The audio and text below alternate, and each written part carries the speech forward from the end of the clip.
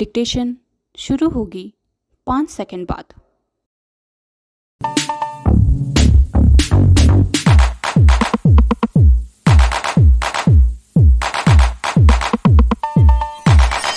Start. चुनाव आयोग की ओर से दी गई यह जानकारी चकित करने वाली है कि वह हर दिन शराब, ड्रग्स, आभूषण और अन्य सामग्री के साथ बड़े पैमाने पर नकदी भी जब्त कर रहा है। नकदी समेत जो सामग्री जब्त की जा रही है उसका कुल मूल्य करीब 100 करोड़ रुपए प्रतिदिन है। अब तक 4,650 करोड़ रुपए की नकदी और सामग्री जब्त की जा चुकी है।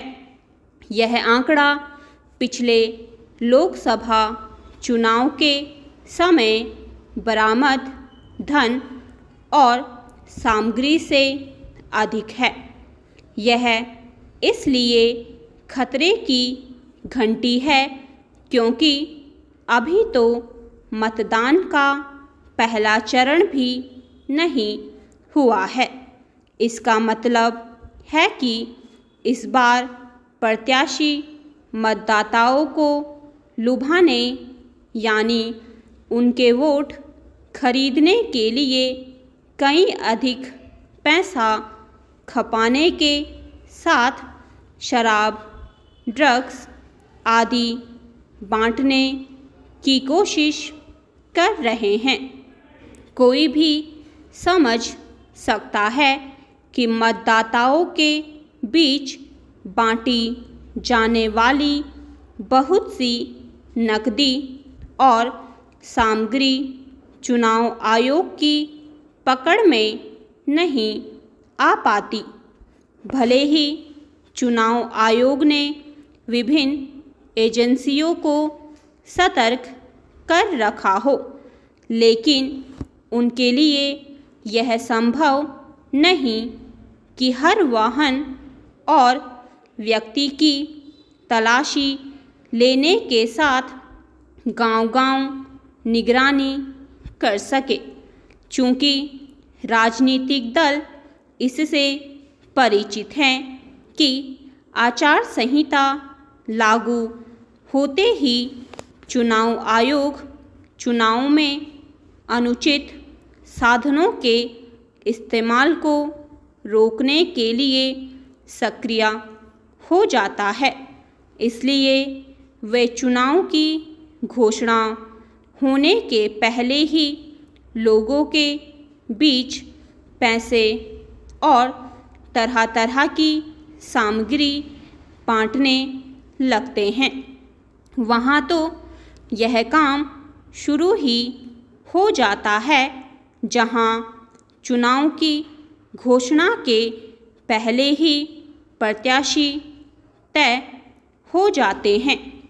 वैसे तो देश के हर हिस्से में मतदाताओं के बीच वितरित की जाने वाली सामग्री के साथ नकदी जब्त की जा रही है, लेकिन इस पर हैरानी नहीं कि इसकी मात्रा तमिलनाडु और दक्षिण के अन्य राज्यों में अधिक है। चुनाव में किस्म किस्म की सामग्री और धन बांटने का रिवाज तमिलनाडु से ही शुरू हुआ था।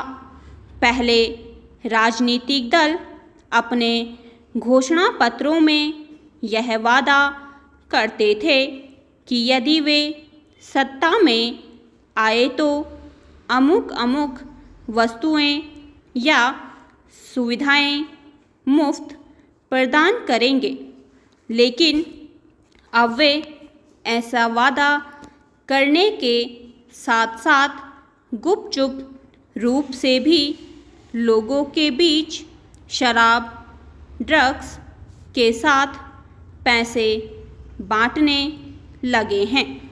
यह ठीक है कि बंगाल को छोड़कर चुनाव में बाहुबल पर एक बड़ी हद तक लगाम लगी है, लेकिन यह चिंताजनक है कि धनबल की भूमिका इतनी अधिक बढ़ गई है कि अब पैसे और शराब आदि बांटकर चुनाव जीतने की कोशिश की जाने लगी है। कुछ प्रत्याशी इस कोशिश में कामयाब भी होने लगे हैं। यह लोकतंत्र के साथ किया जाने वाला एक बड़ा छल है। समस्या यह है कि जहां औसत मतदाता और विशेष रूप से गरीब तबका प्रलोभन का शिकार बनने के लिए तैयार रहता है, वहीं राजनीतिक दल चुनाव सुधारों को लेकर गंभीर है।